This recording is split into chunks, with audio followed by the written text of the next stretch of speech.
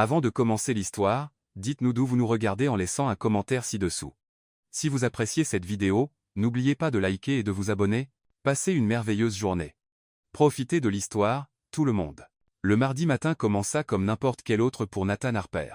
L'arôme du café colombien de première qualité flottait dans l'air de son bureau au dernier étage, se mêlant à la subtile odeur du cuir italien des fauteuils. Ses doigts glissaient sur la tablette, analysant des rapports financiers qui, une fois de plus, montraient la croissance exponentielle de son empire hôtelier.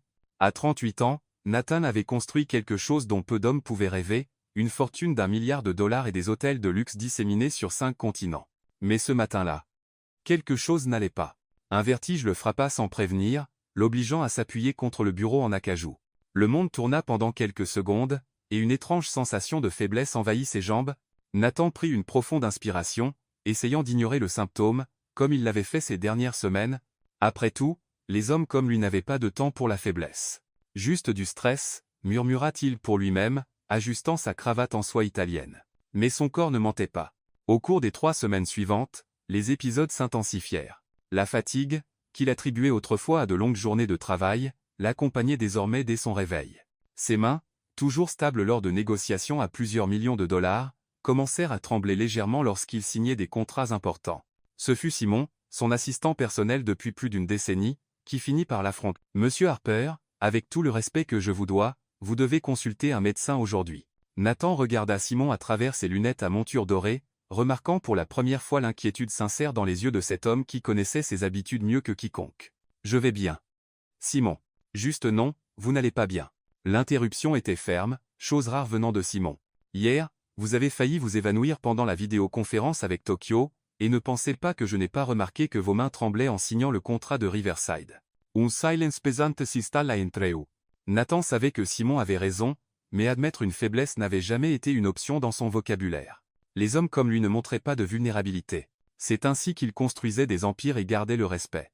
2 heures plus tard, Nathan se trouvait dans le cabinet du Dr Edward Sterling, son médecin personnel depuis plus de 15 ans, l'environnement familier, murs lambrissés de bois sombre, diplôme encadré et une discrète odeur d'antiseptique, rendaient tout plus réel et effrayant. « Nathan, je dois être direct avec vous. » Le Dr Sterling tenait un dossier de résultats d'examen, évitant le contact visuel direct. « Les résultats ne sont pas bons. En fait, ils sont dévastateurs. » Le cœur de Nathan s'emballa, mais son expression resta impassible. Des années de négociations lui avaient appris à garder le contrôle même lorsque le monde s'écroulait autour de lui. « Continuez. Vous avez une maladie dégénérative rare. Elle est progressive, sans remède connu. » La voix du médecin était douce, mais chaque mot coupait comme une lame aiguisée. « D'après le stade actuel et la progression que nous observons, je dirais que vous avez 3 ans au maximum. » Le temps s'arrêta. Nathan eut l'impression d'observer la scène de l'extérieur de son propre corps. Il se vit là, assis dans le fauteuil en cuir, recevant une sentence de mort comme s'il s'agissait d'un simple rapport d'affaires. Mais à l'intérieur, quelque chose se brisait. « 3 ans, répéta-t-il, sa voix étrangement calme. Peut être moins. La maladie est imprévisible. Certains patients se détériorent rapidement. D'autres parviennent à maintenir une certaine qualité de vie plus longtemps. » Le docteur Sterling laissa la phrase en suspens, le poids des mots non dits emplissant le silence. Nathan hocha lentement la tête, traitant l'information comme il le ferait avec des données commerciales importantes, mais cette fois, les chiffres ne concernaient ni les profits ni les pertes. Ils concernaient son existence même. Il existe des traitements pour ralentir la progression, des thérapies qui peuvent aider avec les symptômes. Mais je dois être honnête. C'est palliatif, pas curatif. Lorsqu'il quitta enfin le cabinet, Nathan marcha dans les rues de Manhattan comme un homme en transe. Le bruit de la ville, voitures, passants, travaux, semblait étouffé, comme s'il entendait tout à travers une paroi de verre. Ses jambes le portèrent automatiquement à Central Park, où il s'assit sur un banc isolé. C'est là, entouré par la vie pulsante de la ville qu'il avait conquise, que la réalité le frappa de plein fouet. Il était en train de mourir. Et pour la première fois de sa vie d'adulte, Nathan Harper pleura, pas pour les entreprises qu'il laisserait derrière lui, ni pour les hôtels qu'il avait mis des années à construire, il pleura pour la solitude absolue qui l'entourait. À 38 ans, il avait bâti un empire mais n'avait pas une seule personne avec qui partager ses derniers moments, il n'avait pas d'enfant pour perpétuer son héritage, pas d'épouse pour lui tenir la main, rien d'autre que de l'argent et des propriétés vides. L'ironie était cruelle. L'homme qui avait tout découvert qu'en réalité, il n'avait rien qui comptait vraiment. Lorsque le soleil commença à se coucher, peignant le ciel de Manhattan de nuances d'orange et de rouge, Nathan prit une décision. Il ne se laisserait pas simplement dépérir et mourir. S'il ne lui restait que 3 ans, il les rendrait significatifs. D'une manière ou d'une autre, il trouverait un moyen de laisser quelque chose de plus que de l'argent derrière lui. Mais quoi exactement, il ne le savait pas encore. Les jours suivant le diagnostic passèrent comme un brouillard dense et étouffant. Nathan se perdait dans ses propres pensées, regardant Manhattan à travers les baies vitrées de son Penthouse. La ville continuait sa danse frénétique en contrebas, indifférente au fait que l'un de ses fils les plus puissants avait reçu une sentence de mort. Pendant 2 semaines, il annula des réunions importantes, ignora les appels d'investisseurs internationaux et laissa Simon gérer les affaires urgentes. Pour la première fois de sa carrière, Nathan Harper ne pouvait se concentrer sur les affaires, son esprit était trop occupé à traiter une réalité qui semblait impossible à accepter. Ce fut un jeudi pluvieux qu'un appel de son avocat, Thomas Bennett, le ramena à la réalité. « Nathan, nous devons parler de votre testament. Avec les récents changements dans votre situation, il est crucial que nous réexaminions tout. » Le mot « situation » sonnait comme un euphémisme cruel pour une mort imminente, mais Nathan apprécia la délicatesse de Thomas. Planifiez une réunion pour cet après-midi. 3 heures plus tard, Thomas était assis dans le salon du Penthouse, des documents étalés sur la table basse en marbre de Carrare. L'avocat, un homme de 60 ans aux cheveux grisonnants et aux lunettes sans monture, gérait les affaires juridiques de la famille Harper depuis plus de 2 décennies. Tel qu'il est actuellement structuré, 60% de vos actifs iront à votre frère Caleb, 30% à des associations caritatives sélectionnées, et 10% répartis entre les employés de longue date, expliqua Thomas, ajustant ses lunettes. En entendant le nom de son frère, Nathan sentit une vague de colère et de déception monter dans sa gorge. Caleb Harper, de 3 ans son cadet, avait passé sa vie à gâcher des opportunités et à dépenser de l'argent qu'il n'avait pas gagné. Accro aux jeux, aux femmes et à la drogue, Caleb représentait tout ce que Nathan méprisait, l'irresponsabilité, la faiblesse et le parasitisme. Cela doit changer, dit Nathan, sa voix chargée de détermination. Caleb ne touchera pas un centime de ce que j'ai construit. Thomas haussa les sourcils. Je comprends votre préoccupation, mais légalement, en tant que votre seul parent direct, peu m'importe les aspects légaux. Y a-t-il un moyen de m'assurer qu'il n'hérite de rien? Eh bien, si vous aviez un enfant, un héritier direct, cela changerait complètement la situation juridique. Les mots de Thomas résonnèrent dans l'esprit de Nathan comme une cloche qui le réveillait. Un héritier. Un infant. Quelqu'un pour porter non seulement son nom, mais ses valeurs, sa vision, son véritable héritage. Cette nuit-là, seul dans son Penthouse, Nathan arpenta l'appartement comme un lion en cage. L'idée s'était ancrée dans son esprit et grandissait à chaque minute qui passait. Il avait besoin d'un héritier, mais il n'avait pas le temps d'utiliser les méthodes conventionnelles. Il n'avait pas des années pour trouver quelqu'un, tomber amoureux, construire une relation solide et fonder une famille. Il avait 3 ans, peut-être moins. C'est alors qu'une idée radicale commença à prendre forme. S'il ne pouvait pas faire les choses de manière traditionnelle, il le ferait à sa manière, pratique, directe, efficace, comme toutes ses affaires réussies, un contrat. Un accord mutuellement bénéfique. Le lendemain matin, Nathan appela son détective privé, Michael Yu, un ancien détective du NYPD qui gérait des affaires délicates pour des hommes d'affaires de haut rang depuis des années. Michael, j'ai besoin que vous trouviez quelqu'un pour moi. Quelqu'un de spécifique. Quel genre de personne, monsieur Harper? Nathan prit une profonde inspiration, organisant ses pensées. Une femme entrefemok tu ens. Dossier clean, sans addiction, sans dettes excessives. Quelqu'un en difficulté financière. Mais pour des raisons nobles, prendre soin de sa famille, payer des études, quelque chose comme ça.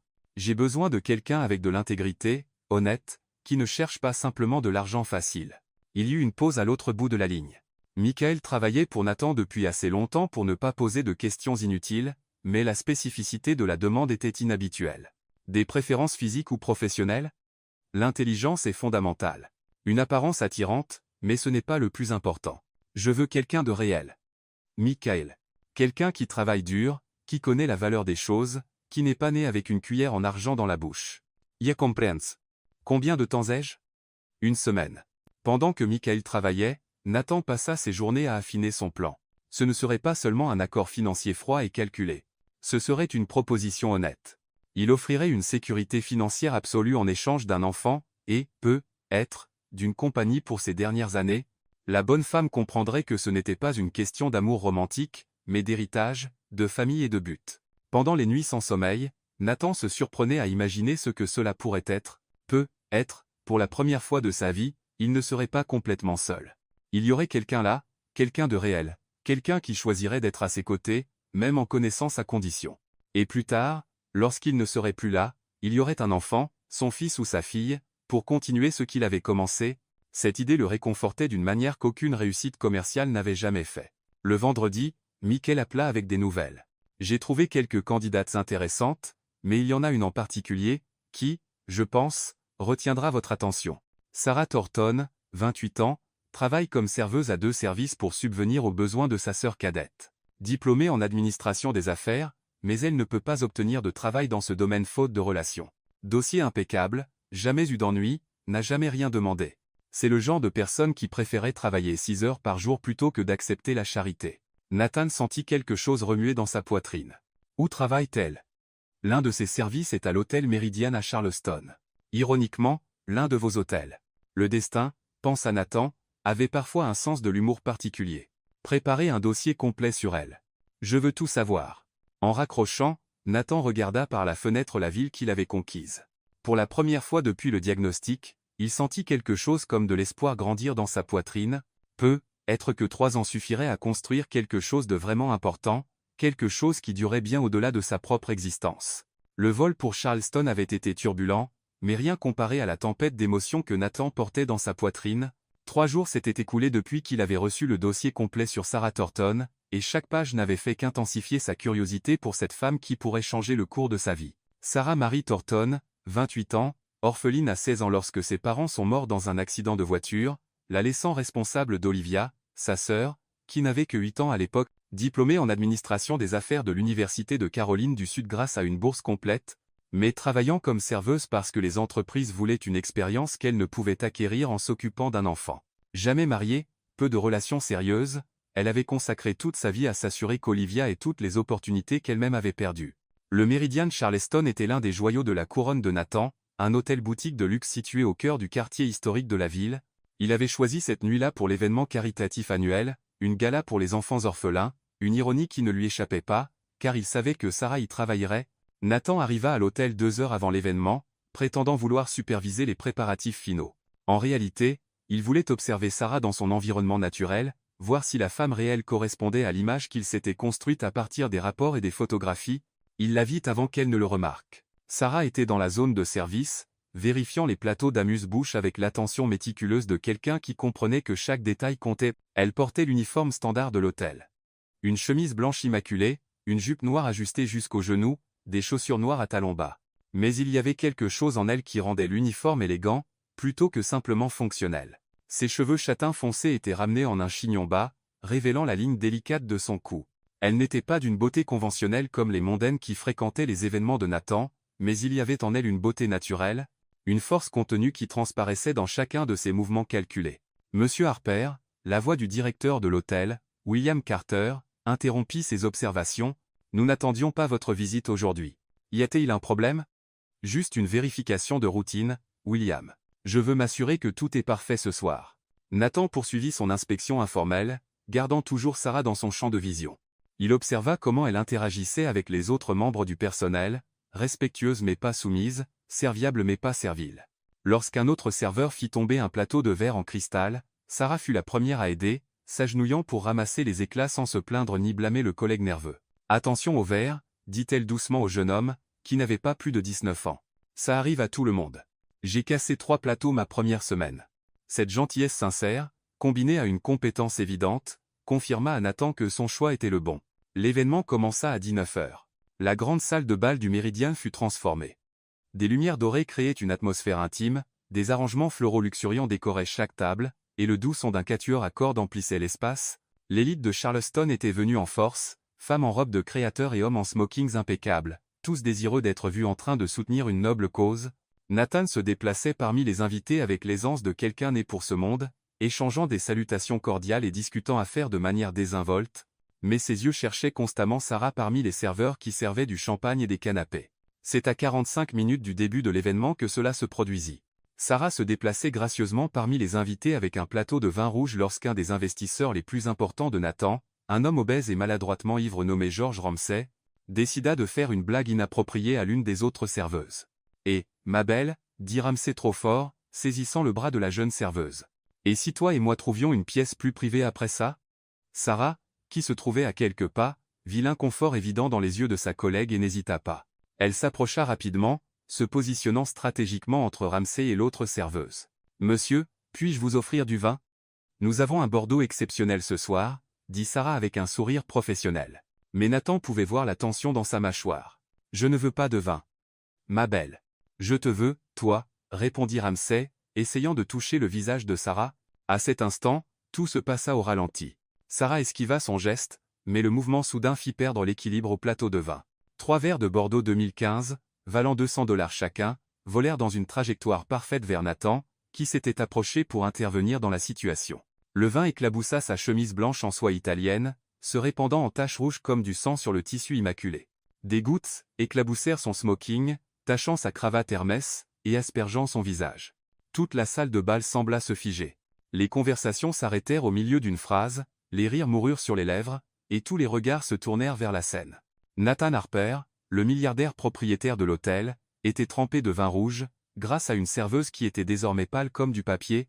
Je suis tellement désolé, bégaya Sarah, ses yeux verts écarquillés d'horreur. Monsieur, c'était un accident. Yann pas. Nathan essuya lentement le vin de son visage avec son mouchoir de poche, ses yeux ne quittant jamais les siens. Il s'attendait à voir de la peur, de la soumission, la panique typique de quelqu'un qui venait de commettre une erreur qui pouvait coûter son emploi. Au lieu de cela, après le choc initial, il vit quelque chose de différent dans les yeux de Sarah, de la détermination. Elle avait peur, oui, mais pas brisée. Elle était prête à affronter les conséquences de ses actes, même si cela signifiait défendre quelqu'un de plus faible. Vous avez fait ça pour elle, dit Nathan doucement, désignant la jeune serveuse que Sarah avait protégée. Sarah releva légèrement le menton, une étincelle de défi brillant dans ses yeux. Oui, je l'ai fait. Même en sachant que cela pourrait vous coûter votre emploi. Certaines choses sont plus importantes qu'un emploi, monsieur. À cet instant, quelque chose changea en Nathan. Ce n'était pas seulement une attirance physique, bien que le feu dans les yeux verts de Sarah et la manière dont elle maintenait sa dignité même dans une situation humiliante l'affectaient certainement, c'était une reconnaissance. Pour la première fois depuis des années, il regardait quelqu'un qui comprenait que le caractère valait plus que la commodité. Comment vous appelez-vous? Demanda Teil. Sarah Thornton. Sarah, répéta Teil, testant la sonorité du nom dans sa voix. Vous venez de ruiner une chemise à $1000. Les épaules de Sarah se radirent, se préparant à l'inévitable. Oui, monsieur. Je comprends si vous voulez le déduire de mon salaire ou me licencier. Nathan retira complètement la chemise ruinée, ne laissant que le maillot de corps blanc en dessous, à la surprise générale. Puis il fit quelque chose qui choqua encore plus l'assistance. Il sourit, un sourire sincère, pas le sourire professionnel qu'il réservait aux réunions d'affaires. En fait, Sarah Thornton, dit-il, sa voix portant une note qui pouvait être de l'amusement, je pense que vous venez de me rendre un service. Et à cet instant, avec le vin rouge encore dégoulinant de sa cravate et Sarah le regardant avec un mélange de confusion et de soulagement, Nathan sut qu'il avait trouvé bien plus qu'une candidate pour son plan, il avait trouvé quelqu'un qui pouvait tout changer. Les 3 jours suivant l'incident à l'événement caritatif furent les plus longs de la vie de Sarah. Elle s'attendait à être licenciée à tout moment, imaginant comment elle expliquerait à Olivia qu'elle avait perdu son emploi pour avoir jeté du vin sur le propriétaire de l'hôtel. Au lieu de cela, William Carter lui avait donné une semaine de congé payé, prétendant des ordres venus d'en haut avec un sourire énigmatique. Ce fut un jeudi après-midi pluvieux que la vie de Sarah changea à jamais. Elle était chez elle, dans un petit appartement de 2 chambres dans un quartier modeste de Charleston, aidant Olivia avec ses devoirs de mathématiques lorsque la sonnette retentit.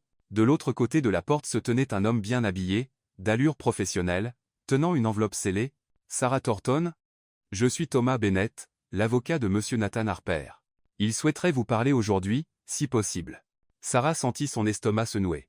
Est-ce à propos de ce qui s'est passé à l'hôtel? Je peux payer pour la chemise, même si je dois le faire en plusieurs fois. Ce n'est pas à ce sujet, mademoiselle Thornton. Monsieur Harper a une proposition pour vous. Une proposition d'affaires. 2 heures plus tard, Sarah se trouvait au dernier étage du Méridien, dans la suite présidentielle que Nathan utilisait comme bureau lors de ses séjours à Charleston. L'environnement était luxueux mais accueillant. Meubles en cuir vieilli, une vue spectaculaire sur la ville historique, et une cheminée crépitant doucement. Nathan se tenait près de la fenêtre, les mains dans les poches, vêtu d'un pull en cachemire gris et d'un pantalon noir. Lorsqu'elle entra, il se tourna, et Sarah dut admettre qu'il était encore plus attirant qu'elle ne s'en souvenait. Il y avait quelque chose dans ses yeux sombres, une intensité qui faisait battre son cœur de manière inconvenante. « Sarah, merci d'être venue, dit-il. »« Monsieur Harper, répondit-elle, gardant sa voix stable, bien qu'à l'intérieur elle soit un faisceau de nerfs. Votre avocat a dit que vous aviez une proposition pour moi. Asseyez-vous, vous en prie. Nathan indiqua un fauteuil en cuir. Et appelez-moi Nathan. Je pense qu'après m'avoir aspergé de Bordeaux, nous pouvons sauter les formalités. Malgré la tension, Sarah sentit les coins de sa bouche se relever légèrement. Je me sens toujours mal à propos de ça. Vous ne devriez pas. C'était révélateur. Nathan s'assit dans le fauteuil opposé, se penchant légèrement en avant. Sarah, puis-je être direct avec vous? Je préfère ça. Je vous ai fait enquêter. Les mots tombèrent comme une pierre dans une eau calme. Sarah sentit son sang se glacer dans ses veines. Je sais pour Olivia, pour vos parents, pour la manière dont vous avez sacrifié vos propres ambitions pour prendre soin d'elle. Je sais que vous avez obtenu votre diplôme avec mention, mais que vous travaillez comme serveuse parce que vous avez besoin d'horaires flexibles et d'argent immédiat. Je sais que vous dormez 4 heures par nuit pour gérer 2 services tout en aidant Olivia avec ses études. Sarah se leva brusquement, le visage rouge d'indignation. Je ne sais pas quel genre de jeu tordu c'est, mais je ne joue pas. De quel droit avez-vous enquêté sur ma vie? Le droit d'un homme désespéré? L'honnêteté brute dans la voix de Nathan la fit s'arrêter. Il s'était levé lui aussi, et il y avait quelque chose dans sa posture, une vulnérabilité mêlée de détermination, qui l'empêcha de sortir par la porte. Sarah, s'il vous plaît, donnez-moi 5 minutes pour expliquer. Si après cela vous voulez partir, je ne vous dérangerai plus jamais. Vous avez ma parole. Elle le fixa pendant de longues secondes, cherchant des signes de mensonge ou de manipulation. Au lieu de cela, elle vit quelque chose qu'elle n'attendait pas. De la peur, une peur sincère chez un homme qui, clairement, n'était pas habitué à avoir peur. 5 minutes, dit-elle, se rasseyant. Nathan prit une profonde inspiration, passant ses mains dans ses cheveux. Il y a 3 semaines, j'ai appris que j'allais mourir. Une maladie dégénérative rare. Il me reste 3 ans à vivre au maximum. Sarah sentit comme si tout l'air avait été aspiré de la pièce. Quelle que soit la proposition qu'elle attendait, ce n'était pas celle-là. Je suis tellement désolée, murmura-t-elle. Et elle l'était vraiment. Merci. Mais ce n'est pas pour ça que vous êtes ici. Nathan se rassit, posant ses coudes sur ses genoux. Sarah, j'ai construit un empire, mais je n'ai personne à qui le laisser. Je n'ai pas de vraie famille, pas d'enfants, personne qui se soucie de moi au-delà de ce que mon argent peut acheter. Et qu'est-ce que cela a à voir avec moi? J'ai besoin d'un héritier.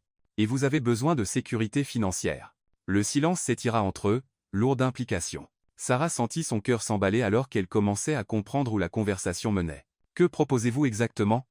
Nathan se leva, se dirigeant vers un bureau où se trouvait un dossier de documents. Un mariage?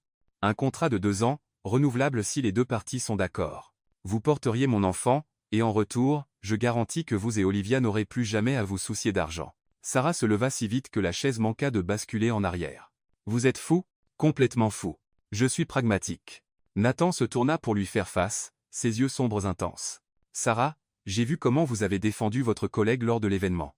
J'ai vu votre intégrité, votre force, votre compassion. Vous n'êtes pas motivé par la cupidité. Vous êtes motivé par l'amour pour votre sœur, la volonté de tout sacrifier pour elle. Ce sont les qualités que je veux que mon enfant hérite. Vous voulez m'acheter?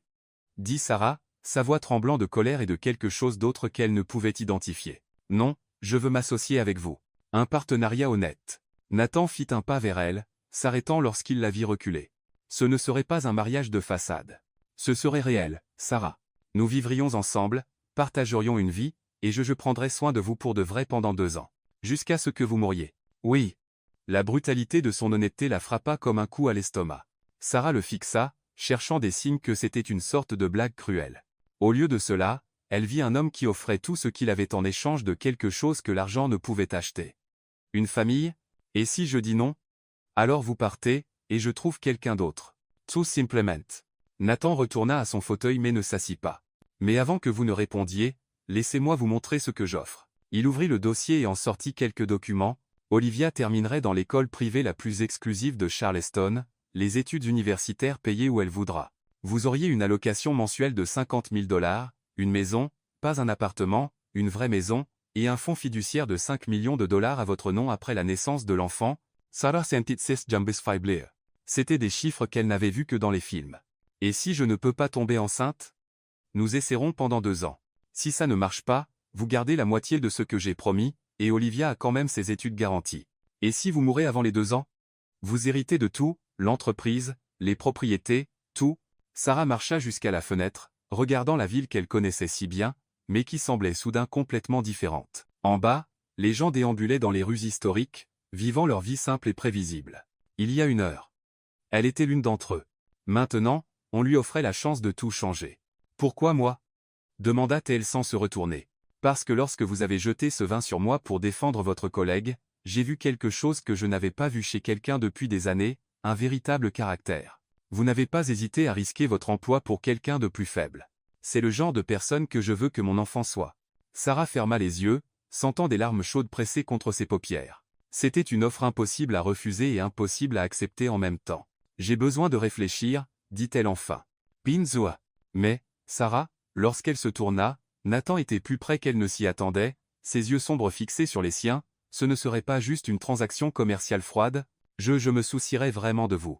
Et c'est dans cette promesse murmurée, dans la vulnérabilité qui lui laissa voir, que Sarah réalisa que cette décision impossible n'était pas si impossible après tout. La décision fut prise lors d'une nuit sans sommeil, 3 jours après la proposition de Nathan. Sarah était assise dans la petite cuisine de l'appartement, regardant Olivia dormir sur le canapé avec un livre de biologie ouvert sur sa poitrine. À 20 ans, sa sœur était brillante, déterminée, mais Sarah voyait l'épuisement dans ses yeux, l'épuisement de quelqu'un qui travaillait à mi-temps tout en étudiant parce qu'elle savait que chaque centime comptait. C'est à ce moment que Sarah réalisa qu'elle ne choisissait pas seulement pour elle-même. Elle choisissait pour Olivia, pour l'avenir qu'elles méritaient toutes les deux. Et elle choisissait aussi pour Nathan. Il y avait quelque chose chez cet homme, une profonde solitude qui faisait écho à la sienne, qui la touchait d'une manière qu'elle ne pouvait expliquer. L'appel à Nathan à 6 heures du matin fut bref. Oui. Ma réponse est oui. 2 semaines plus tard, Sarah se tenait devant le miroir dans l'un des salons privés les plus exclusifs de Charleston, ajustant la robe de mariée qu'elle avait choisie. Ce n'était pas la robe de rêve d'une petite fille.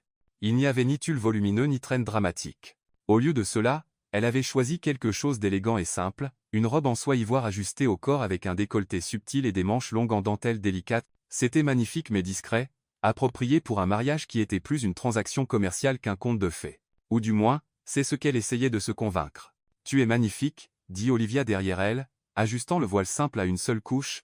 Ces derniers jours, après que Sarah eut expliqué la situation, en omettant soigneusement les détails plus intimes de l'accord, Olivia avait alterné entre choc, inquiétude et une excitation prudente face au changement à venir. « Tu es sûre de ça, Sarah ? On peut encore sortir par cette porte et rentrer à la maison. » Sarah regarda le reflet de sa sœur dans le miroir. Olivia portait une robe bleu marine que Nathan avait insisté pour acheter, et elle était plus belle que jamais, mais il y avait de l'inquiétude dans ses yeux verts, les mêmes yeux que Sarah voyait dans le miroir tous les jours. « Je suis sûre, » répondit Sarah, bien que sa voix tremblât légèrement. « Olivia, ça va changer nos vies pour le mieux. Mais est-ce que tu l'aimes, même un peu ?» La question frappa Sarah de manière inattendue. Au cours des 2 semaines depuis qu'elle avait accepté la proposition, elle et Nathan s'étaient rencontrés plusieurs fois pour discuter des détails pratiques, où ils vivraient, à quoi ressemblerait la vie quotidienne, les questions médicales. Mais dans toutes ces réunions, il y avait une tension sous-jacente, une attirance qu'aucun des deux n'avait mentionnée mais qui était toujours présente dans l'air entre eux. « Je le respecte. » dit Sarah finalement. Et c'est plus que ce que, beaucoup de mariages ont. 15 minutes plus tard. Sarah descendait l'allée d'une petite chapelle historique, ses pas résonnant doucement sur le marbre ancien. Il n'y avait que 12 personnes présentes. Olivia, Thomas Bennett, Simon, l'assistant de Nathan, quelques employés proches, et, de manière surprenante, la mère de Nathan, Margaret Harper. Margaret était exactement comme Sarah l'avait imaginé, une femme de 62 ans aux cheveux blonds parfaitement coiffés, portant un tailleur Chanel et une expression de désapprobation à peine dissimulée. Ses yeux froids avaient analysé Sarah de la tête aux pieds lorsqu'elles avaient été présentées, et la conclusion n'avait clairement pas été favorable. Mais rien de tout cela n'importait, lorsque Sarah vit Nathan l'attendant à l'hôtel. Il était d'une élégance dévastatrice dans un smoking noir sur mesure, ses cheveux sombres coiffés en arrière, et lorsque leurs yeux se rencontrèrent, quelque chose se contracta dans la poitrine de Sarah. Il y avait de la nervosité là, dedans, mais aussi quelque chose de plus chaud, de plus profond, de l'admiration, peut-être, ou quelque chose qui pouvait facilement être confondu avec quelque chose de plus dangereux. Lorsqu'elle atteignit l'hôtel, Nathan lui tendit la main, et Sarah sentit la force et la chaleur de ses doigts entrelacés avec les siens. Sa voix était basse, juste pour elle, lorsqu'il murmura « Tu es éblouissante ». La cérémonie fut brève mais intime. Le pasteur, un homme aux cheveux gris, conduisit les vœux traditionnels avec une solennité qui rendait tout plus réel que Sarah ne l'avait prévu. Lorsqu'il fut temps d'échanger les alliances, Nathan glissa à son doigt une bague en diamant et platine qui devait coûter plus que ce qu'elle gagnait en un an, mais qui, d'une certaine manière, semblait parfaite à sa main. « Avec cette bague, je t'épouse, » dit Nathan, sa voix ferme mais chargée d'émotion. « Et je promets de prendre soin de toi, de te protéger et de te respecter aussi longtemps que nous vivrons tous les deux. » Lorsque Sarah répéta les vœux, plaçant l'anneau en or blanc au doigt de Nathan, elle sentit des larmes inattendues pressées contre ses yeux. Ce n'étaient pas des larmes de tristesse, réalisa-t-elle avec surprise. C'étaient des larmes de quelque chose qu'elle ne pouvait nommer, du soulagement, peut-être, ou de l'espoir. Vous pouvez embrasser la mariée, annonça le pasteur. Pendant un instant, Nathan hésita, ses yeux cherchant les siens comme pour demander la permission. Sarah hocha la tête presque imperceptiblement, et alors il se pencha, ses mains tenant doucement son visage. Le baiser fut doux, respectueux, mais il y avait un courant électrique sous-jacent qui fit battre le cœur de Sarah. Ses lèvres étaient chaudes et fermes, et lorsqu'il s'écarta, elle pouvait sentir son souffle contre sa peau. « Madame Harper » murmura-t-il, un demi-sourire courbant ses lèvres. « Monsieur Harper » répondit-elle, surprise par la naturalité de ses mots. La réception fut petite, organisée sur la terrasse privée du Méridien. Alors que le soleil se couchait sur Charleston, Sarah se retrouva à naviguer dans des conversations polies avec des gens qu'elle n'aurait jamais imaginé rencontrer. Simon était gentil et sincèrement chaleureux, visiblement soulagé de voir Nathan heureux. Thomas Bennett était professionnel mais cordial.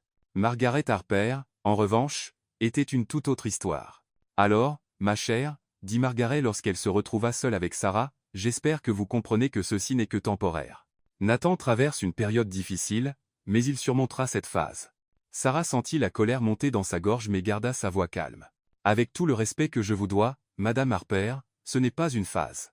C'est un mariage. »« C'est une erreur, » répondit Margaret froidement. « Et quand Nathan s'en rendra compte, j'espère que vous serez assez intelligente pour disparaître discrètement. » Avant que Sarah ne puisse répondre, une main forte se posa sur sa taille.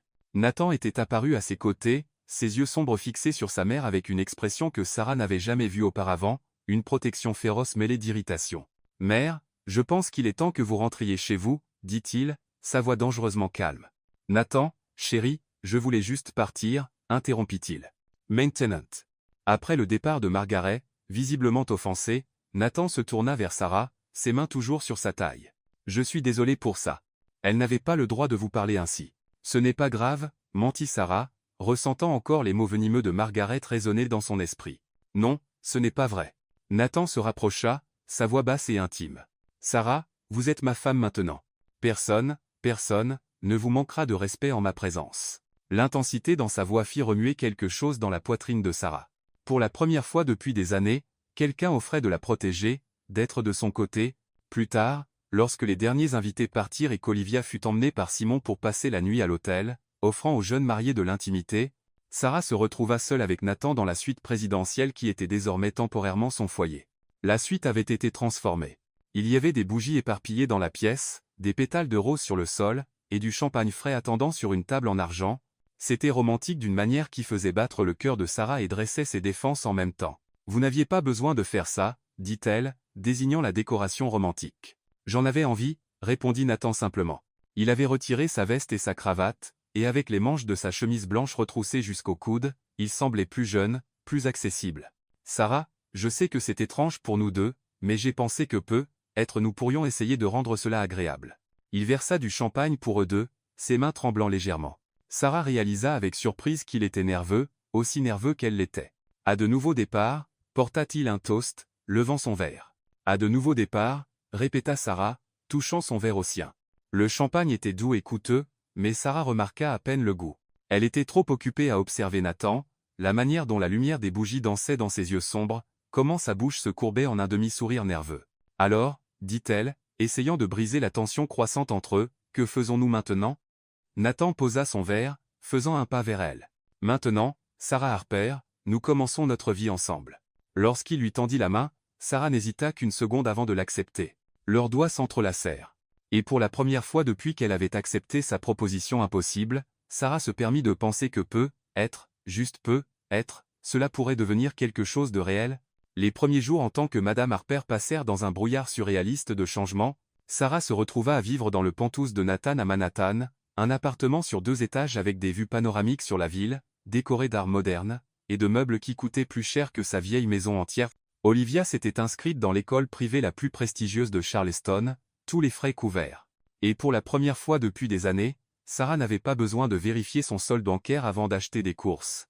Mais c'étaient les petits moments inattendus qui démolissaient lentement les barrières qu'elle avait construites autour de son cœur. Comme ce matin où elle se réveilla et trouva Nathan dans la cuisine, préparant du café et des œufs brouillés avec la concentration de quelqu'un qui, clairement, n'était pas habitué à cuisiner pour lui-même.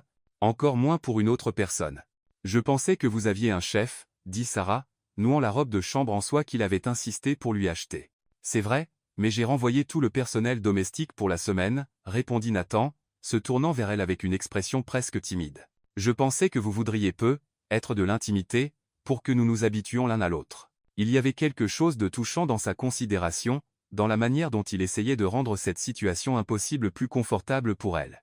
Sarah s'approcha, regardant Nathan lutter avec des œufs qui brûlaient clairement dans la poêle. « Laissez-moi vous aider, dit-elle, touchant légèrement son bras.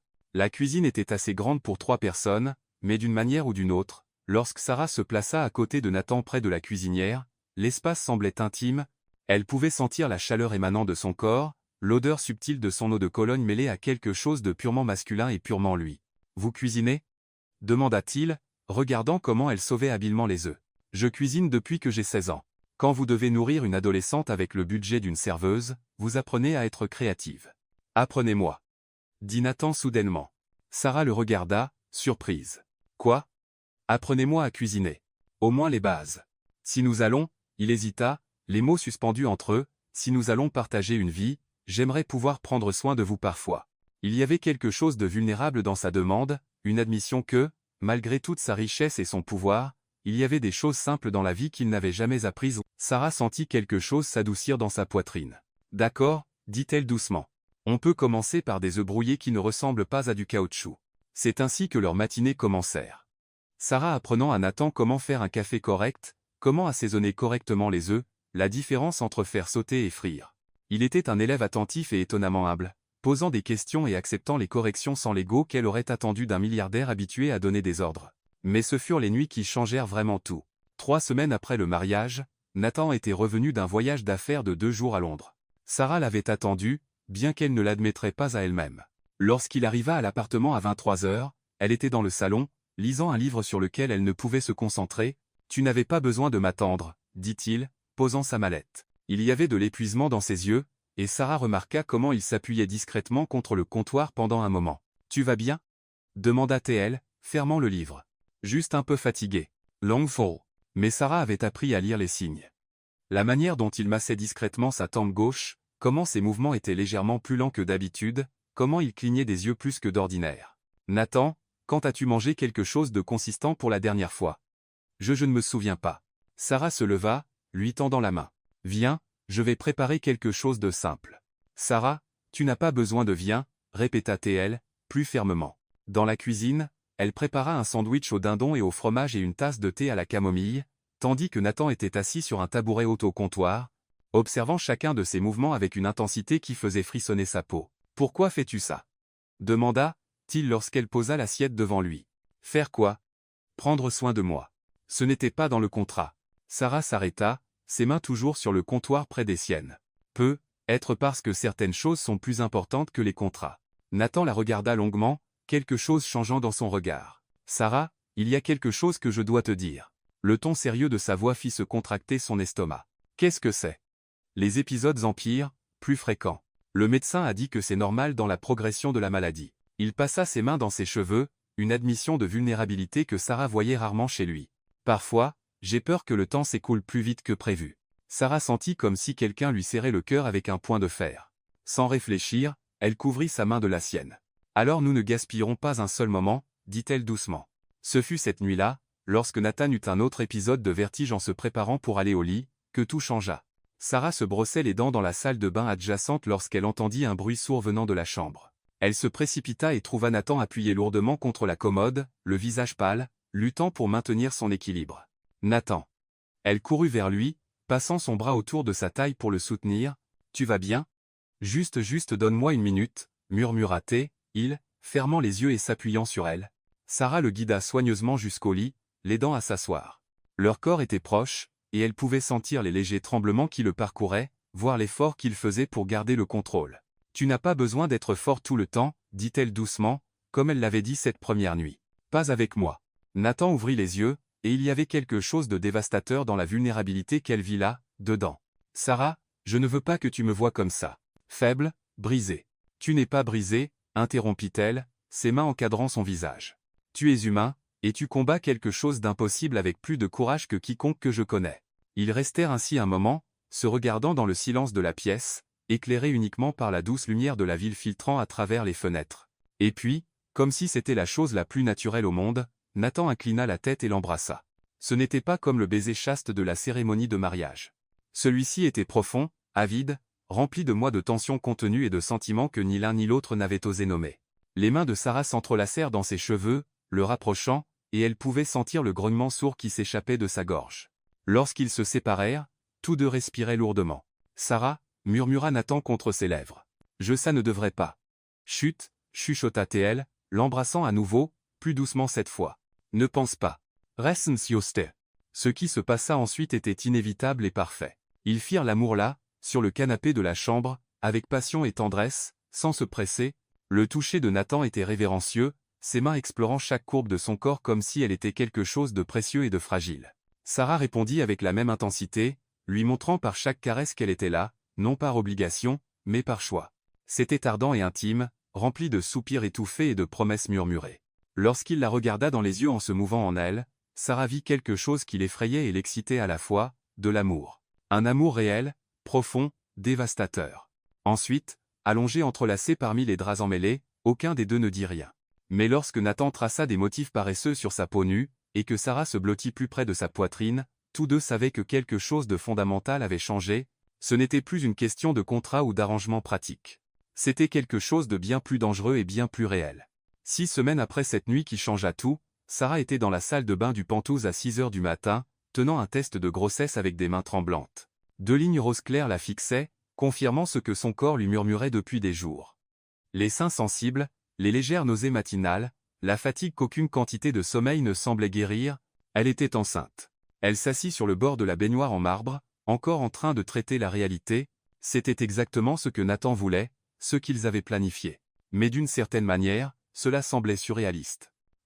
Être parce que, ces dernières semaines, alors que leur relation s'était approfondie, elle avait presque oublié que le bébé faisait partie d'un accord. Pour elle, c'était devenu quelque chose de plus. Une famille qu'elle voulait vraiment, mais serait-ce la même chose pour Nathan? Lorsqu'elle sortit de la salle de bain, elle trouva Nathan dans la cuisine, préparant du café comme cela était devenu leur rituel matinal. Il ne portait qu'un pantalon de pyjama en soie noire, son torse nu révélant les muscles définis qu'elle avait appris à connaître intimement. En la voyant, son visage s'illumina de ce sourire réservé uniquement à elle. « Bonjour, Madame Harper » dit-il, s'approchant pour l'embrasser doucement. Mais lorsqu'il se recula, il fronça les sourcils. « Tu es pâle. Tu te sens bien ?» Sarah prit une profonde inspiration, le test de grossesse encore chaud dans sa main fermée. « Nathan, il faut que je te dise quelque chose. » Quelque chose dans la gravité de sa voix changea instantanément son expression.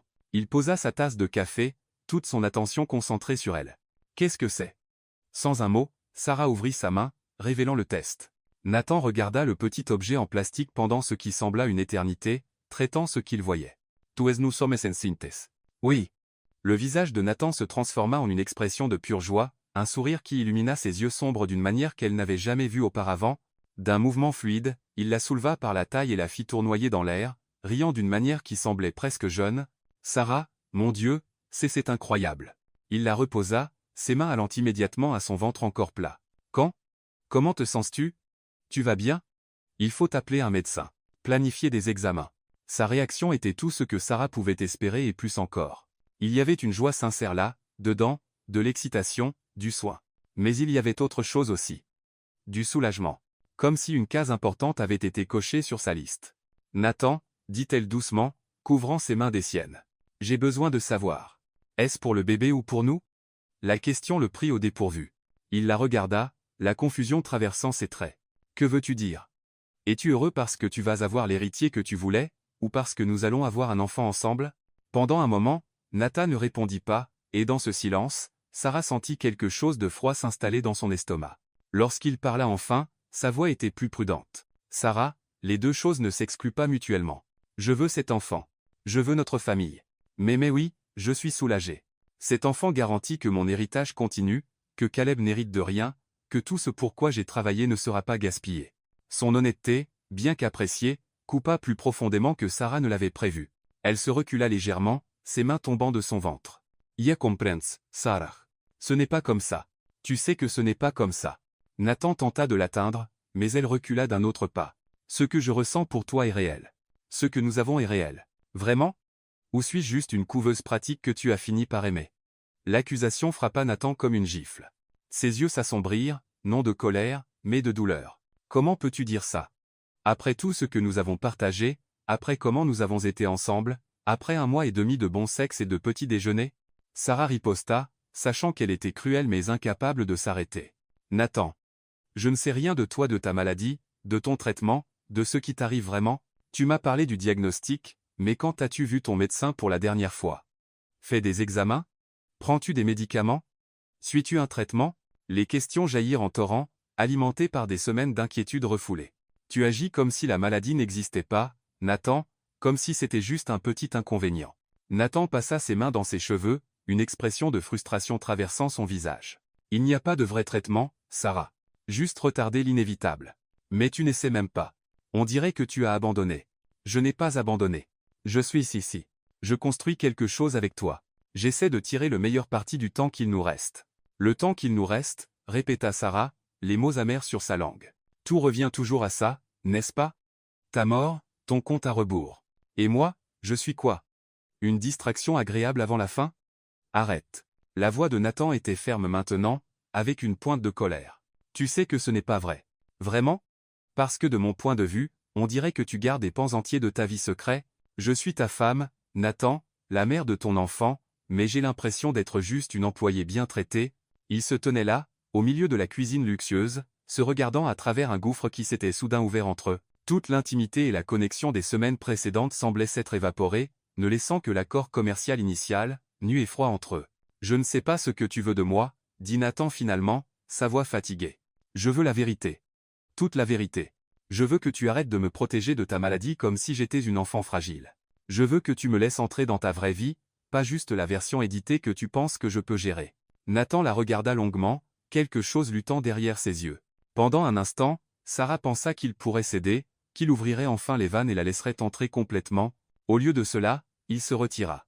Je dois aller au bureau. J'ai une réunion importante. Nathan, félicitations pour le bébé, Sarah. C'est exactement ce que nous voulions. Les mots sonnaient formels, distants, comme s'ils étaient revenus au début. Deux étrangers concluant une transaction commerciale. Sarah le regarda quitter la cuisine, entendit le bruit de la douche, puis le mouvement de lui se préparant et quittant l'appartement.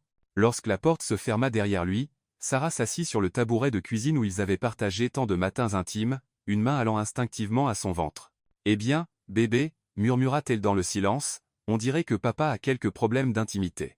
Mais même en essayant de plaisanter sur la situation, Sarah ne pouvait se débarrasser du sentiment que quelque chose de fondamental s'était brisé entre eux ce matin-là. Et pour la première fois depuis qu'elle avait accepté la proposition de Nathan, elle se demanda si elle avait fait la plus grande erreur de sa vie. Au cours des 2 semaines suivantes, ils existaient dans une étrange courtoisie formelle. Nathan était attentif, prudent, demandait des nouvelles de son bien-être et du bébé. Mais il y avait une distance entre eux qui n'existait pas auparavant, une barrière invisible que même le désir mutuel ne semblait pouvoir briser. Ils dormaient toujours dans le même lit mais ne se touchaient pas. Partageaient encore des repas, mais les conversations étaient superficielles.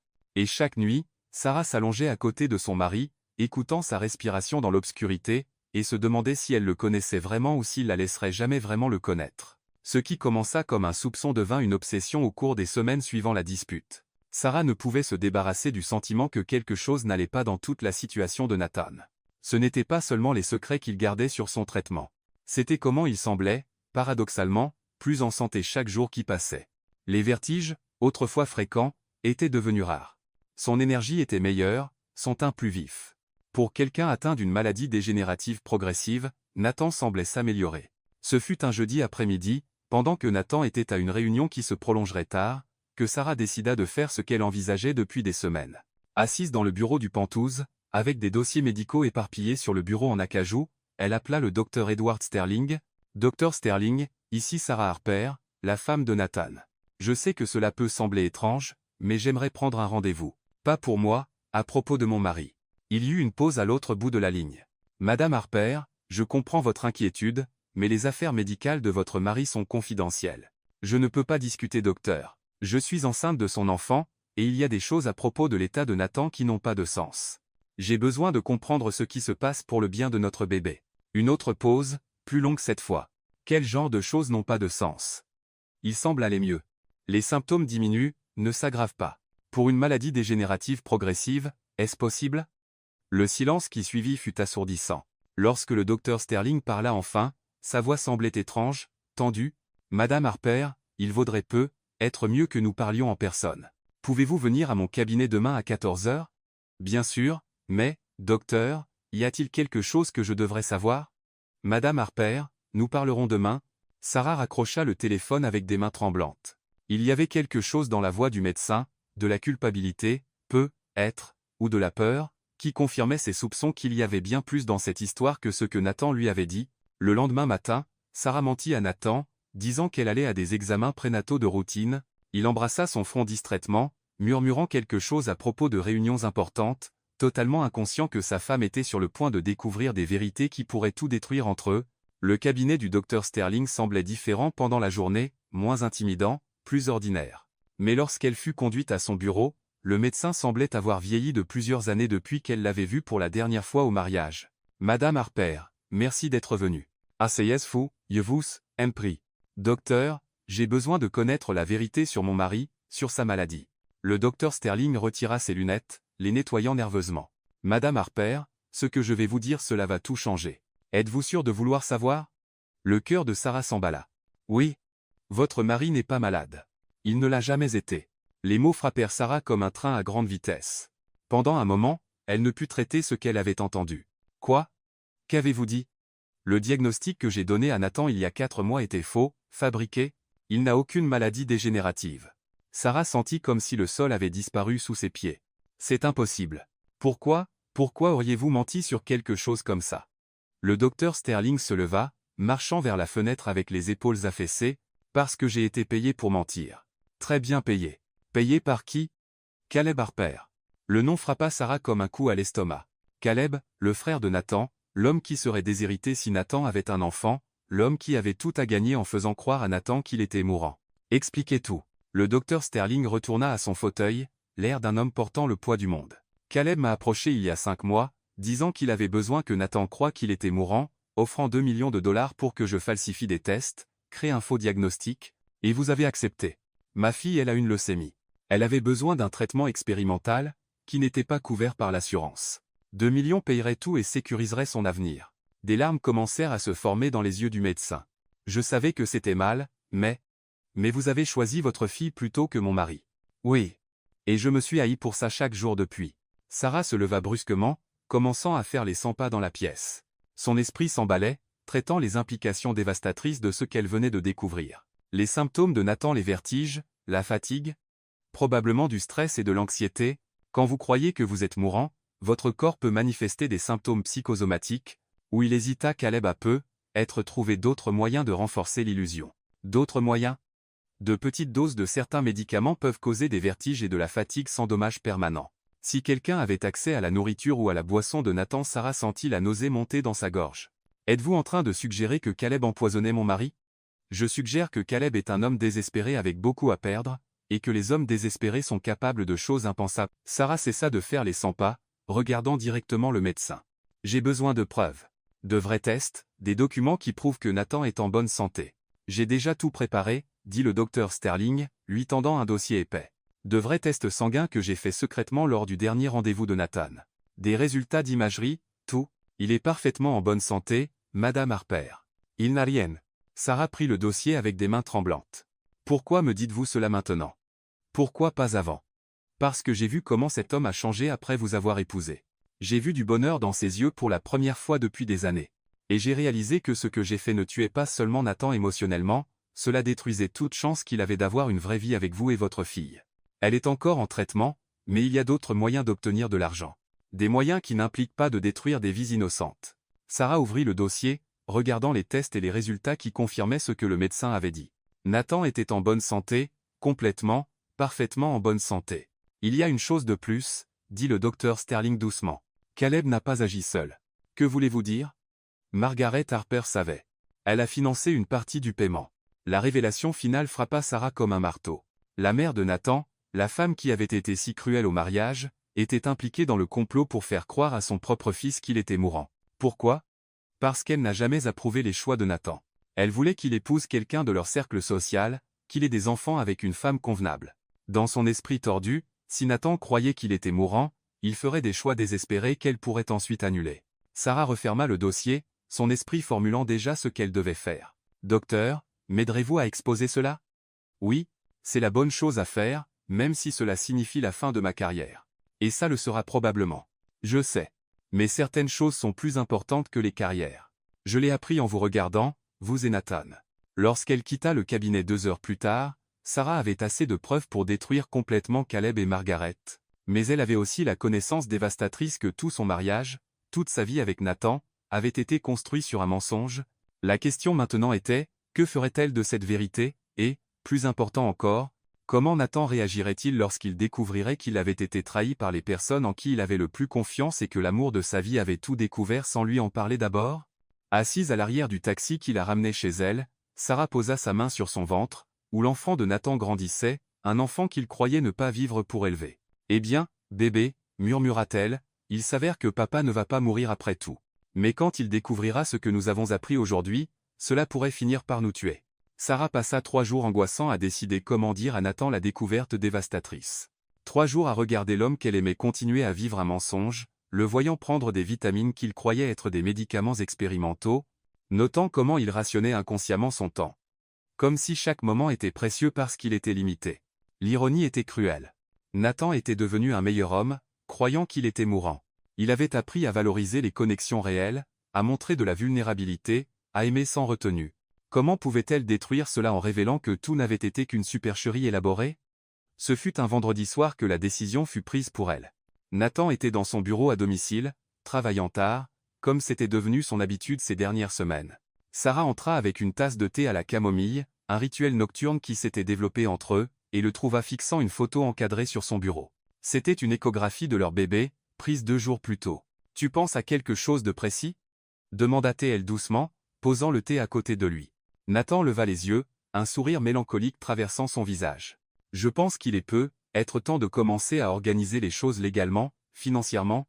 Je veux m'assurer que toi et le bébé serez protégés. » Nathan, te sens-tu plus mal? Les symptômes? Non, en fait, je me sens bien. Mieux que depuis des mois. Il s'adossa à sa chaise, passant ses mains dans ses cheveux. Être que c'est le calme avant la tempête. Ou être que c'est parce que j'ai enfin quelque chose de réel pour lequel me battre. La culpabilité frappa Sarah comme une vague. Voici son mari, planifiant sa propre mort, organisant l'avenir d'une famille qu'il croyait ne pas vivre pour en profiter, et elle avait les preuves dans ses mains que tout était un mensonge cruel. « Nathan, dit-elle, sa voix tremblant légèrement, j'ai besoin de te montrer quelque chose. » Avant qu'il ne puisse répondre, son téléphone sonna. C'était Simon, appelant depuis la réception de l'immeuble. « Monsieur Harper, désolé de vous déranger si tard, mais votre frère est ici. Il dit que c'est urgent. » Nathan fronça les sourcils. Caleb venait rarement sans s'annoncer, et jamais si tard. « Faites-le monter. » Nathan, dit Sarah avec urgence, avant qu'il n'arrive, j'ai besoin de bel ascenseur monté déjà. Et quelques minutes plus tard, Caleb Harper entra dans l'appartement. À 35 ans, il avait la même structure osseuse que Nathan. Mais là où Nathan rayonnait de force et de contrôle, Caleb semblait nerveux, agité, ses yeux étaient injectés de sang, ses vêtements froissés, et il y avait une énergie frénétique en lui qui fit instinctivement reculer Sarah. « Nathan, content de te trouver à la maison. » Caleb serra son frère dans ses bras avec un enthousiasme exagéré. « Comment vas-tu? »« Mieux, j'espère. »« Je vais bien. »« Caleb. Qu'est-ce qui t'amène ici si tard? »« Oh, tu sais, l'inquiétude fraternelle. » Et il regarda Sarah avec un sourire qui n'atteignait pas ses yeux. « Je voulais mieux connaître ma belle-sœur. Nous n'avons pas encore eu l'occasion de parler correctement. » Sarah sentit quelque chose de froid s'installer dans son estomac. Il y avait quelque chose dans le ton de Caleb, dans la manière dont il la regardait, qui suggérait qu'il en savait plus qu'il ne le devrait. « Sarah, ma chère, continua Caleb, j'ai entendu dire que vous avez fait une visite intéressante au docteur Sterling cette semaine. » Le monde s'arrêta. Nathan regarda entre sa femme et son frère, la confusion évidente sur son visage. « De quoi parles-tu » Sarah sentit son cœur s'emballer. Comment Caleb savait-il pour sa visite au médecin? À moins qu'il ne la surveillait ou on dirait que notre petit oiseau chanteur n'a pas encore parlé à son mari de sa découverte, dit Caleb, sa voix prenant une note venimeuse. Quelle déception, Sarah. Je pensais que l'honnêteté était importante pour vous. Caleb, dit Nathan, sa voix prenant un ton d'avertissement, arrête de jouer à des jeux. De quoi parles-tu? Je parle du fait que ta femme a découvert que tu n'es pas mourant, frère. Que tu ne l'as jamais été. Les mots tombèrent dans le silence de la pièce comme des bombes. Nathan se figea complètement, ses yeux passant de Caleb à Sarah et vice-versa. Quoi tu dit? Tu as bien entendu. Il n'y a pas de maladie dégénérative. Pas de sentence de mort. Ce n'était qu'une performance très convaincante. Sarah vit le moment exact où la compréhension frappa Nathan. Elle vit son expression passer de la confusion au choc, puis à une colère froide et dévastatrice qu'elle n'avait jamais vue auparavant. Sarah, sa voix était dangereusement basse, est-ce vrai? Sarah sentit des larmes brûler ses yeux. Nathan, je voulais te le dire. J'essayais de trouver le bon moyen. Est-ce vrai? Répéta-t-il, chaque mot comme une lame aiguisée. Oui. Le silence qui suivit fut assourdissant. Nathan se leva lentement, ses mains appuyées sur le bureau comme s'il avait besoin de soutien. Depuis combien de temps le sais-tu? 3 jours, 3 jours. Nathan répéta les mots comme s'ils étaient dans une langue étrangère. Pendant 3 jours, tu m'as regardé croire que j'étais mourant. Organiser notre avenir. M'inquiéter de te laisser seul. Et toi tu savais que c'était un mensonge. Je ne savais pas comment te le dire. J'essayais de te protéger. Protéger. L'explosion de colère de Nathan fit reculer Sarah. Tu m'as laissé vivre un mensonge pendant 3 jours. Tu m'as laissé. Oh, c'est riche, interrompit Caleb, savourant clairement le drame. Le mari en colère parce que sa femme lui a menti. Quelle délicieuse ironie. Nathan se tourna vers son frère, et Sarah pouvait pratiquement voir le moment où toutes les pièces du puzzle s'assemblaient dans son esprit. Toi, dit-il doucement, mais il y avait une menace mortelle dans la quiétude de sa voix. C'est toi qui as fait ça. Moi? Je n'ai rien fait d'autre que faciliter certaines vérités. Vérité? Nathan se précipita sur Caleb avec une rapidité qui les surprit tous les deux. En quelques secondes, il avait son frère plaqué contre le mur, une main sur sa gorge. Tu m'as fait croire que j'étais mourant. Tu as manipulé toute ma vie. Nathan, arrête. Cria Sarah, craignant qu'il ne fasse vraiment mal à Caleb. Pourquoi? Rugit Nathan, son visage à quelques centimètres de celui de Caleb. Pourquoi aurais-tu fait ça? Caleb, même avec la main de Nathan sur sa gorge, parvint à sourire. Parce que tu as toujours tout eu. Toujours. Et j'en avais assez d'attendre les miettes. L'héritage. Tout ça pour l'héritage? En partie. Mais aussi parce que je voulais te voir souffrir comme j'ai souffert toute ma vie, vivant dans ton ombre. Nathan relâcha Caleb avec dégoût, comme si le toucher le contaminait. Comment as-tu fait? Comment as-tu convaincu le docteur Sterling? L'argent, cher frère. Beaucoup d'argent et un peu de chantage émotionnel à propos de sa fille malade. Caleb ajusta sa cravate, retrouvant son sang-froid. Bien que je doive admettre, la partie empoisonnement subtil était mon idée. De petites doses de substances, qui provoquaient les symptômes que tu attendais. Très créatif, ne trouves-tu pas? Sarah vit Nathan vaciller comme s'il avait reçu un coup physique. Tu m'as empoisonné. Juste assez pour rendre la performance convaincante. Rien de permanent, bien sûr. Yenesus pas un monstre. Pas un monstre. Nathan se tourna pour faire face à son frère. Tu as manipulé toute ma vie. Tu m'as fait croire que j'étais mourant. Tu m'as poussé à prendre des décisions désespérées. Comme épouser une serveuse au hasard pour un héritier. L'insulte dirigée contre Sarah fut la goutte d'eau. Nathan frappa Caleb d'un coup de poing qui le renvoya contre le mur, cette fois avec assez de force pour le laisser étourdi. Jamais, dit Nathan, sa voix basse et dangereuse, ne parle de ma femme comme ça à nouveau. Caleb toucha sa lèvre ensanglantée, son sourire disparaissant enfin. J'ai touché un point sensible, n'est-ce pas? Mais dis-moi, frère, si tu avais su que tu n'étais pas mourant, l'aurais-tu quand même épousé? Aurais-tu encore eu besoin de cette transaction commerciale? La question atteignit sa cible. Nathan se figea, et Sarah vit le doute traverser son visage, un doute qui lui transperça le cœur comme un couteau. C'est ça, dit Caleb, s'éloignant du mur. N'est-ce pas? Tu ne sais pas. Parce que tout ça, le mariage, le bébé, même cet grand amour, tout a été construit sur un mensonge que j'ai créé. Sarah vit le moment où Nathan se brisa pas physiquement, mais quelque chose en lui se fractura. Il la regarda avec une expression de dévastation totale. J'ai besoin d'air, murmura-t-il, se dirigeant vers la porte. Nathan, attends. Sarah courut après lui, mais il était déjà dans l'ascenseur. J'ai besoin de réfléchir. Je ne peux pas. Les portes de l'ascenseur se fermèrent, laissant Sarah seule avec Caleb. Eh bien, dit Caleb, essuyant le sang de sa lèvre, c'était amusant. Mais je suis sûr que vous vous en sortirez. Après tout, il y a tellement d'amour véritable entre vous. Sarah se tourna vers Louis. Et pour la première fois de sa vie, elle ressentit une haine pure et brûlante. Sors d'ici, dit-elle doucement. Comme tu veux. Mais, Sarah, ma chère, souviens-toi.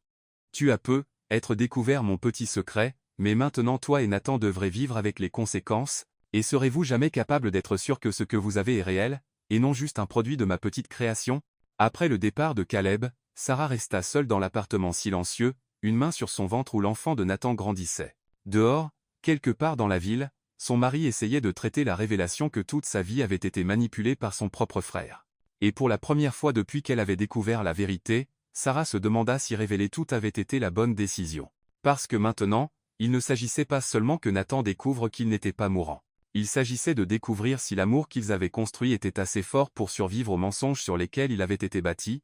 Nathan ne rentra pas cette nuit-là ni la suivante. Sarah passa 2 jours infernaux à errer dans l'appartement comme un fantôme, alternant entre colère, désespoir et une peur paralysante d'avoir perdu l'homme qu'elle aimait pour toujours. Simon appelait toutes les quelques heures avec des nouvelles.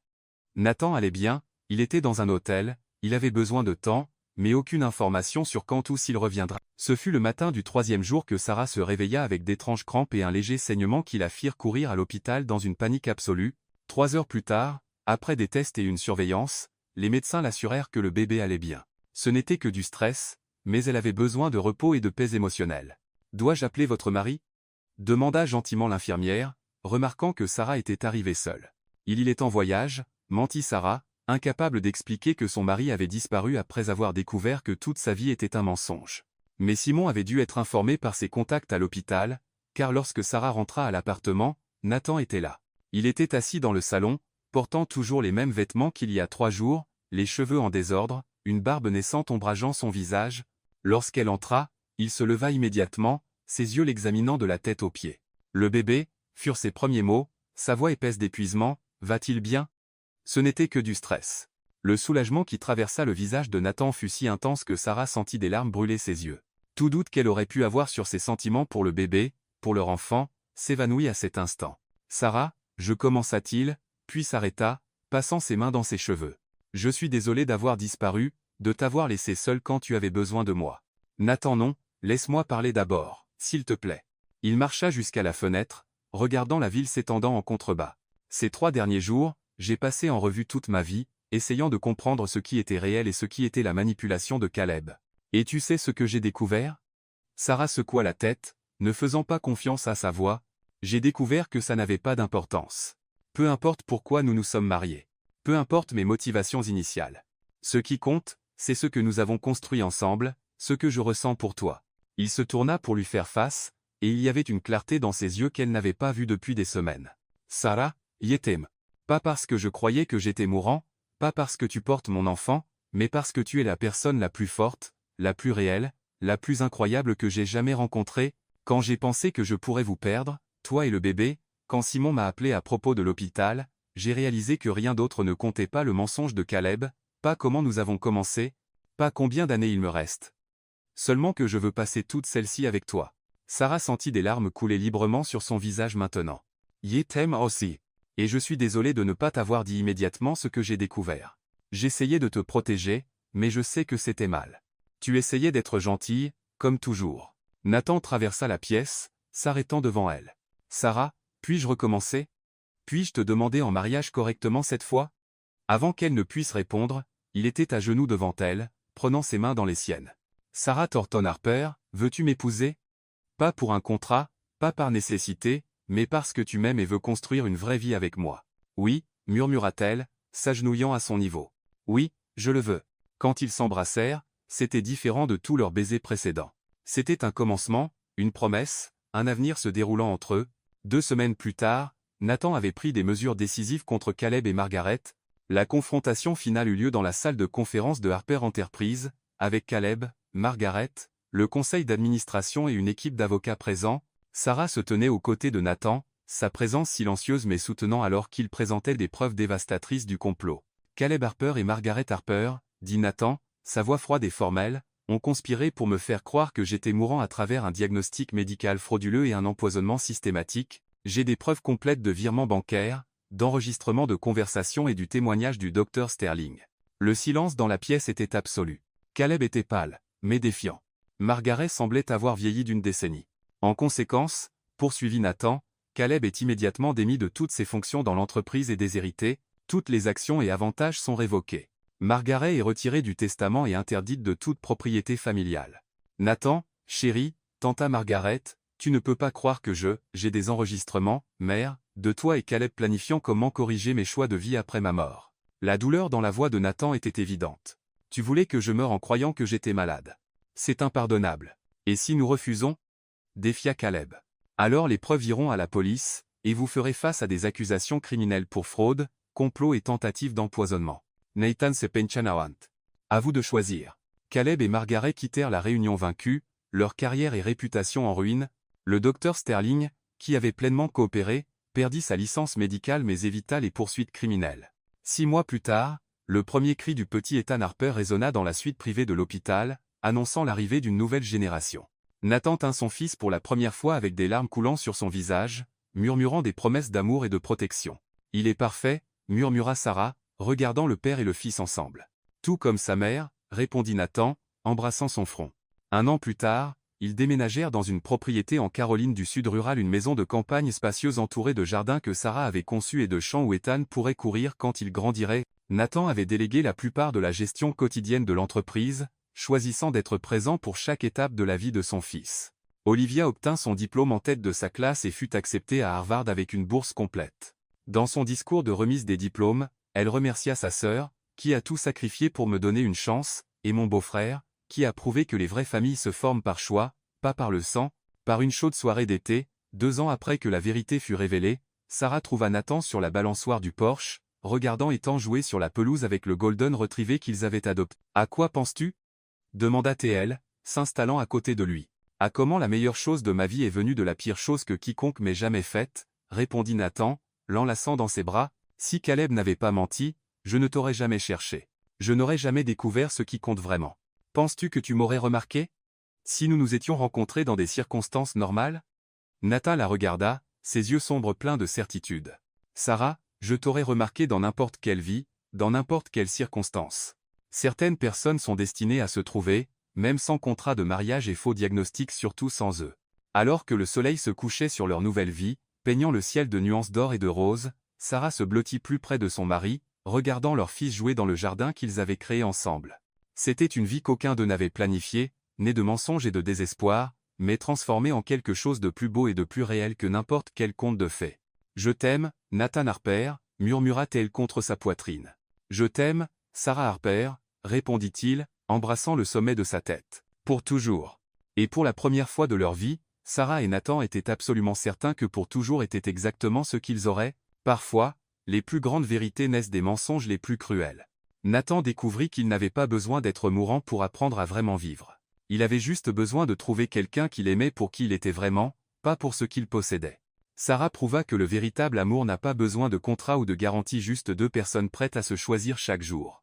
Ensemble, ils transformèrent une supercherie douloureuse en le début d'une vraie famille, construite sur l'honnêteté, la passion et la certitude que certains amours sont assez forts pour survivre à n'importe quelle tempête, parce que parfois, tout ce dont quelqu'un a besoin est d'être vu, aimé et choisi, pas par désespoir, mais par un désir sincère de construire quelque chose d'éternel.